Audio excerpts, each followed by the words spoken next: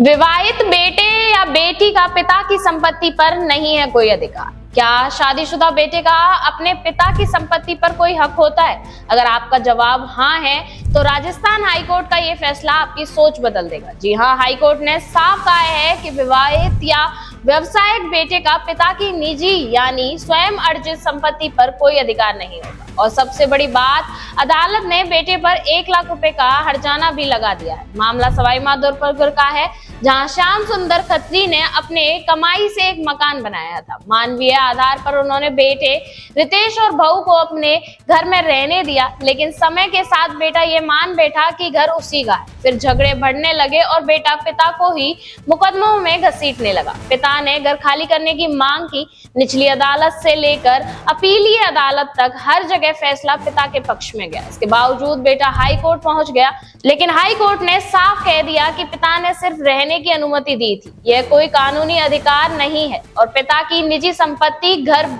पर बेटा दावा नहीं कर सकता और पिता को परेशान करने की वजह से बेटा हर्जाने का भी जिम्मेदार है।